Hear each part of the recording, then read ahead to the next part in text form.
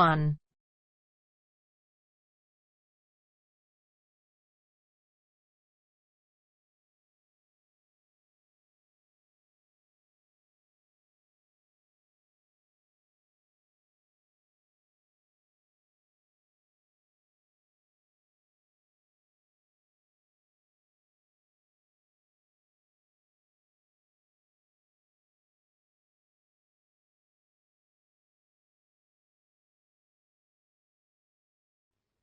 You will hear a number of different recordings, and you'll have to answer questions on what you hear.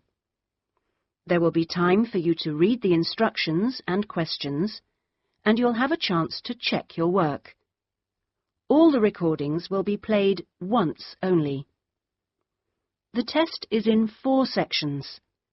At the end of the test, you will be given 10 minutes to transfer your answers to an answer sheet. You will hear a man telephoning a library to find out about joining. First, you have some time to look at questions 1 to 5.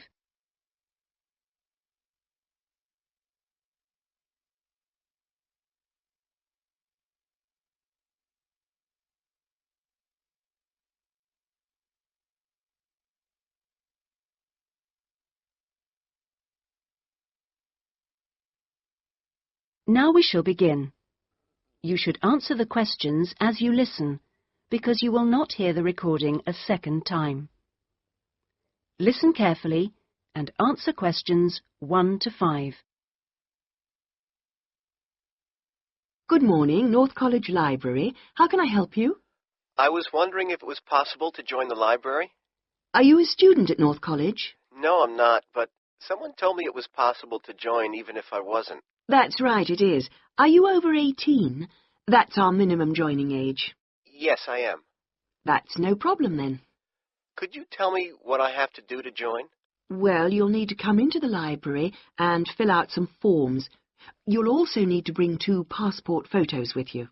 We also need 2 documents for ID, so a driving license would be fine. I've got that. And what else? A credit card? No, it needs to have your address on it. Shall I bring a bank statement? Would that do? That'll be fine. Good. Does it cost anything to join?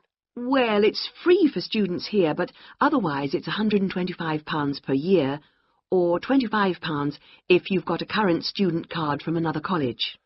I was at Westerly College until last year, but now I've got a job at Jefferson Steel Factory. It's more expensive than I thought. My local library is free. But you'll find they don't have the range of reference books or facilities which we buy for our students. That's why you have to pay to be an external member. I see. How many books can I borrow?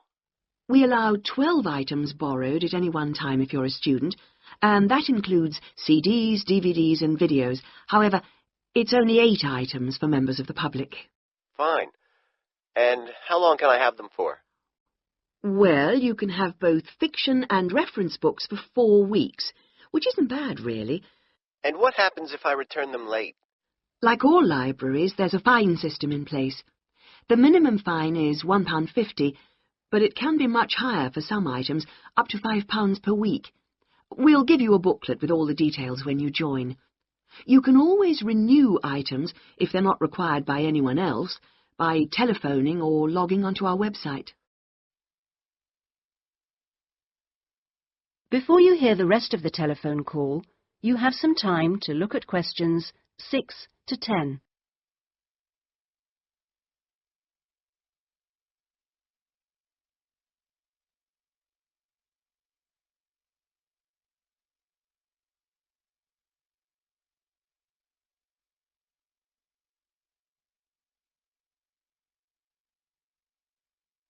Now listen and answer questions 6 to 10. What about the computers? Can I use them free of charge? For college students it's free, but for external members like yourself, the first hour is free, and then we make a nominal charge of £1 per hour thereafter. Do I have to book in advance for them? Oh, yes, it's advisable. Most people tend to book 24 hours in advance, although sometimes you can get one with only 6 hours' notice.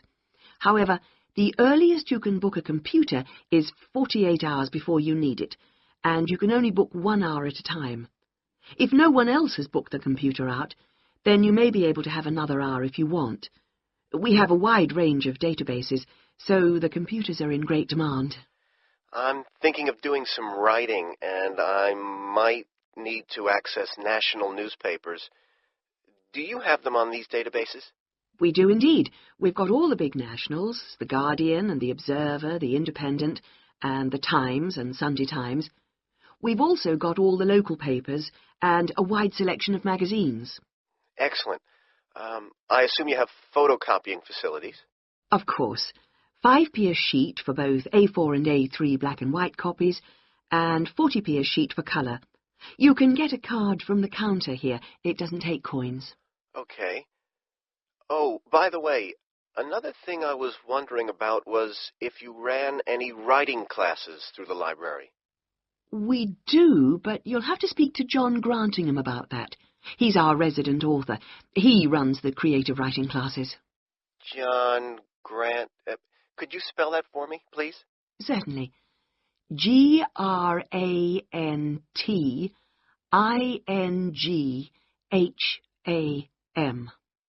Are the classes here at the library? Yes, he's here on Thursday evenings. Oh, no, sorry, Friday. He's just changed it. You can contact him by emailing the library. Okay. Right. Well, that's about all I need to know. Thank you. I'll be along later this week to join. Thanks. Bye.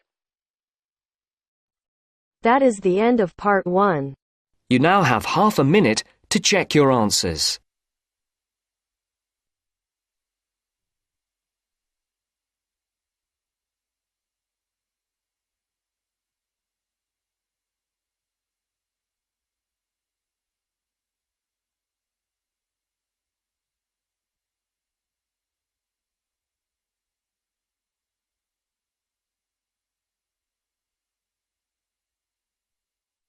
Now turns to part 2. Part 2. You will hear a man called Dan Pearman talking on the radio about Pedal Power, a UK charity which sends bicycles to people in developing countries. First, you have some time to look at questions 11 to 15.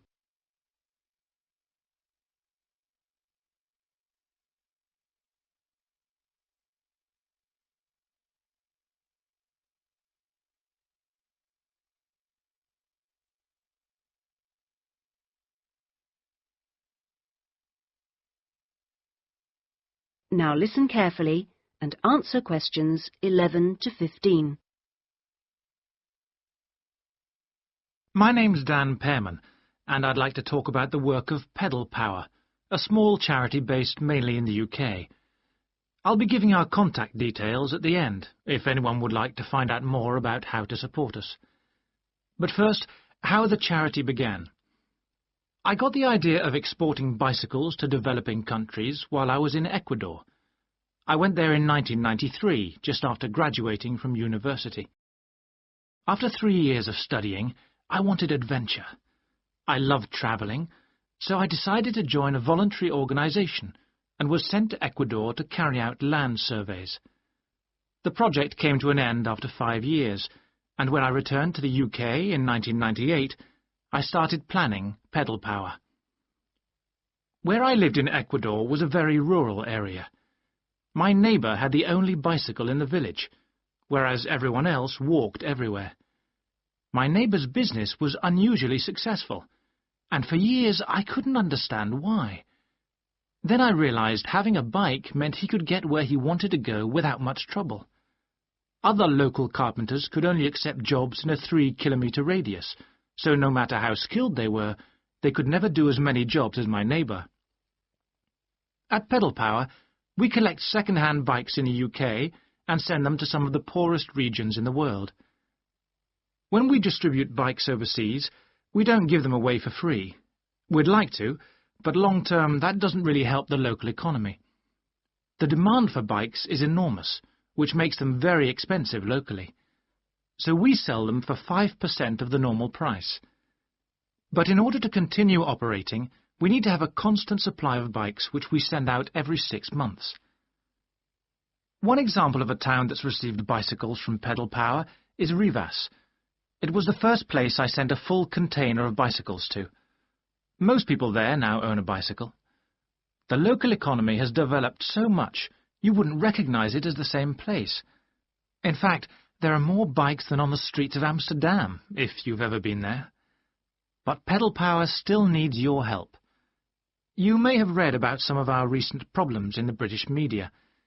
In August 2000, we simply ran out of money. We had containers of bikes ready to send, but no money to pay the bills. It was a terrible situation. We managed to ensure the bikes went out on time, but the other problems carried on for several months. Before you hear the rest of the talk, you have some time to look at questions 16 to 20.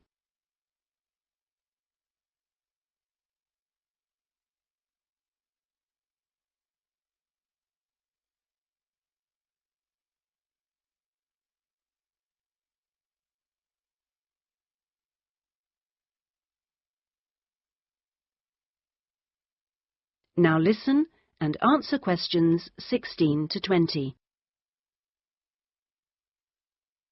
Fortunately, in October 2001, we won an Enterprise Award, which helped us enormously. We invested 15 of the £75,000 prize money to help secure our future. Winning the award helped raise our profile, and the money enabled us to pay all our shipping costs, which represent our greatest expense. Pedal Power changes lives. When someone gets a bicycle from us, they see a 14% increase in their income. We're currently looking to invest in computers so that our office staff can do an even better job. Because of our work, people in a number of countries now have a better standard of living. So far, we've provided 46,000 people with bikes. But we'd like to send more, at least 50,000 by the end of the year. Now, there are many ways in which you can support the work of Pedal Power, not just by taking a bike to a collection in your area. I should also like to say, if you do have a bike to donate, it doesn't matter what condition it's in. If we can't repair it, we'll strip it down for spare parts. Of course, to do that we always need tools, which are expensive to buy, so we welcome any that you can give. Also, you could help by contacting the voluntary staff at our offices. They'll be able to suggest activities you could organise to bring in funds for us. People do all kinds of things, including, of course, sponsored bike rides. Also, we're always interested to hear of other places that would benefit from receiving a consignment of bikes, and welcome suggestions from people who've been to developing regions on their travels. We hope that by talking on radio programmes like this, we will be able to raise public awareness, which will lead to government organisations also giving us regular financial support, something that we really need. If you'd like some more information about where to donate an old bicycle or offer help in other ways, please contact us on 019. That is the end of part 2. You now have half a minute to check your answers.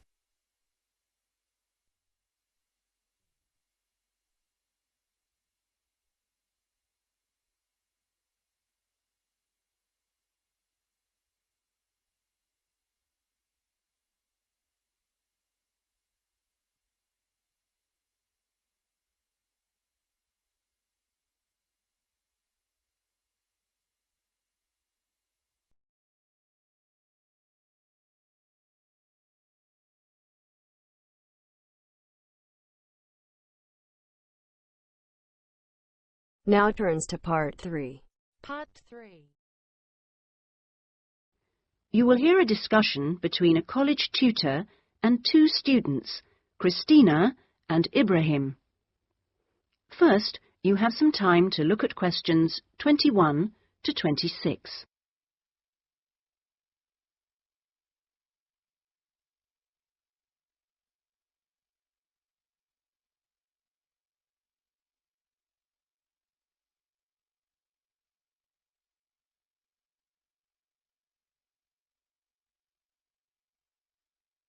Now listen carefully and answer questions 21 to 26. First of all, I'd just like to say, Christina and Ibrahim, that I really enjoyed watching your video about student life last week. And I could see that the rest of the group did too. You did really well, and I hope that you got a lot out of it. I'd like to use this tutorial as a feedback session where you reflect on the experience of doing the project. So, Christina, I was wondering, what did you enjoy most about making the video? I liked using the camera. Is it the first time you've operated one like that? Yes, it is. Well, the results were very good. Anything else? I also enjoyed visiting one of the British students we filmed. I'd never been inside a British home before. Okay, Christina, thanks. What about you, Ibrahim? What did you enjoy? Well, for me, it was a very good chance to get to know students who are on other courses, because everyone in our group is studying English, and we don't usually have much to do with the rest of the college. Yes, good. Do you think you'll maintain the contact now? Well, I hope so. I've invited 3 of them to have dinner with me next week. Great. If you haven't decided what to make yet, I can tell you they'll love trying Arab dishes. And, of course, it's good for your English, too. Christina, what did you find? What was the most useful aspect of the project from the point of view of the English practice? I think when we were being shown how to edit the film, we had to follow the instructions, and that was very good practice for me. And I also learned some technical words that I hadn't heard before. What about you, Ibrahim? What was the most useful for your English? It was listening to the British students, because they don't speak as slowly as most of the tutors on our course. I think they speak at natural speed, so it forces me to get used to it. And they use a lot of slang. So you learned some new words which will be useful? Yes. Good. I'm glad it helped. Well, we've talked a little bit about enjoyment and about language practice. Were there any other benefits? What else did you feel you'd learned from the project? Was it useful in other ways? Yes, well, firstly, I learned how to use a video camera, and also I think I really learned a lot about working together with other people. I've never done anything with a group before, and we had to find ways of cooperating and compromising, and sometimes persuading people when they don't agree with you. Yes, that is a very useful experience, I know. Before you hear the rest of the discussion, you have some time to look at questions 27 to 30.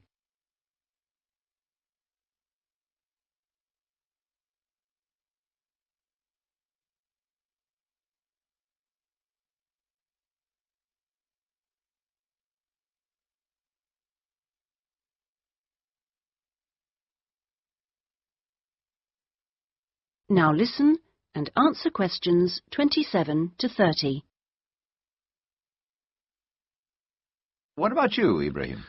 Well, I think I learned a lot about how important editing is. When you're filming, you think that everything's going to be interesting, but in fact we cut around half of it in the end, and then it was much better. Good. Well, one last thing I'd like to ask. What mistakes do you think you, as a group, that is, made? I mean, to put it another way, if you had to do it all over again, is there anything you'd do differently? We didn't plan very well. For example, we didn't decide on dates when we'd complete each separate step of the project, and we should have agreed about that in the beginning, because we were always late with everything. Right. Anything else? I think we should have tried to experiment more with the camera. I mean, with angles and the focus and that kind of thing. So you should have been more ambitious. Do you agree, Ibrahim? Not really. In fact, I think we were too ambitious. We were inexperienced, and we didn't have a lot of time, and we tried to do too much, to make a long film. Next time I would make a shorter one and try to get the quality better. Well, that's very interesting. Next semester we will be doing another video project with a different content, of course, but you'll have an opportunity to put into practice what you've learned this time. Do you have any ideas about a different...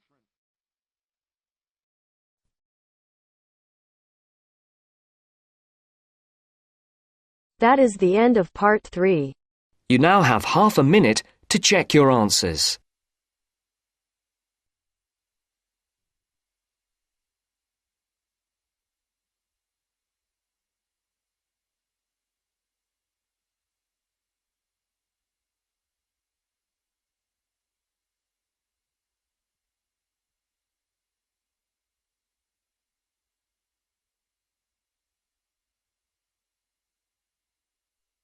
Now turns to part 4.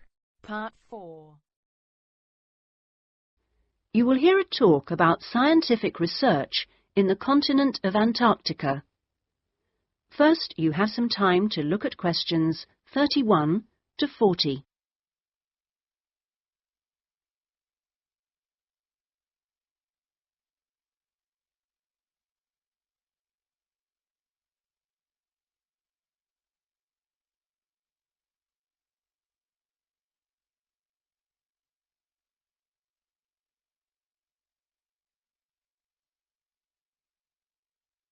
Now listen carefully and answer questions 31 to 40.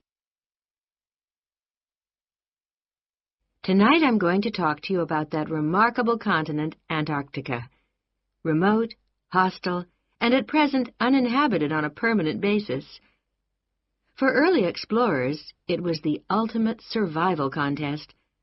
For researchers like me, it remains a place of great intellectual challenge, while for the modern tourist, it's simply a wilderness of great beauty. First, some facts and figures. Antarctica is a place of extremes, the highest, coldest, and windiest continent, and over 58 times the size of the UK. The ice cap contains almost 70% of the world's fresh water and 90% of its ice. But with very low snowfall, most of the continent technically falls unbelievably into the category of desert. Huge icebergs break off the continent each year, while in winter, half the surrounding ocean freezes over, which means its size almost doubles.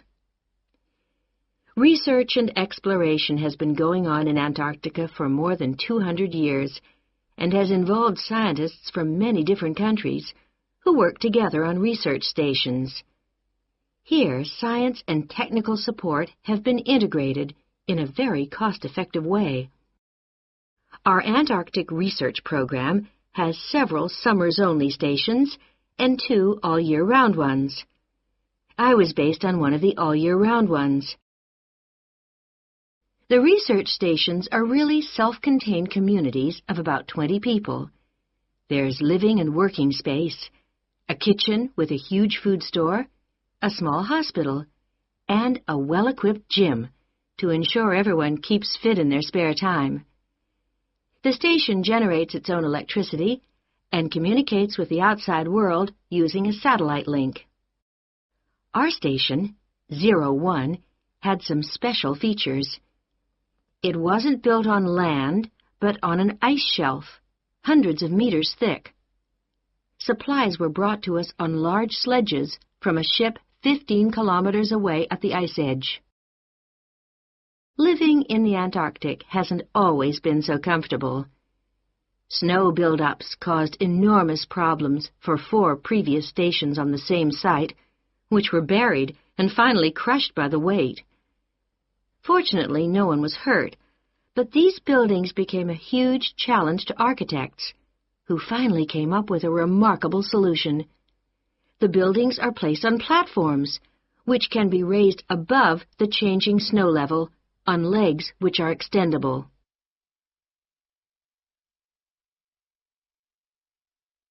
Food is one of the most important aspects of survival in a polar climate. People living there need to obtain a lot more energy from their food, both to keep warm and to undertake heavy physical work. Maybe you know that an adult in the UK will probably need about 1,700 kilocalories a day on average. Someone in Antarctica will need about 3,500, just over double. This energy is provided by foods which are high in carbohydrate and fat. Rations for field work present an additional problem. They need to provide maximum energy, but they must also be compact and light for easy transport. Special boxes are prepared, each containing enough food for one person for 20 days. You may be familiar with coffee processed by freeze-drying, which preserves the quality of the food product while making a large saving in weight. Well, this type of presentation is ideal in our situation. It wasn't available to earlier polar explorers whose diet was commonly insufficient for their health. I think that being at the cutting edge of science has a special appeal for everyone working in Antarctica, in whatever capacity. As a marine biologist, my own research was fascinating, but it's perhaps climate change research that is the most crucial field of study. Within this general field, surveying changes in the volume and stability of the ice cap is vital, since these may have profound effects on world sea levels and on ocean currents. A second important area is monitoring the size of the hole in the ozone layer above Antarctica, since this is an indicator of global ultraviolet radiation levels. Thirdly, bubbles in the ice sheet itself provide an index of pollution, because frozen inside them are samples of previous atmospheres over the past 500,000 years, and these provide us with evidence for the effects of such human activities as agriculture and industry. There are an increasing number of opportunities for young people to work for a period in Antarctica, not only as research assistants in projects like mine, but also in a wide range of junior administrative and technical positions, including vacancies for map makers. I hope that the insights I've provided will encourage you to take up these opportunities in this fascinating continent. That is the end of part 4. You now have half a minute to check your answers.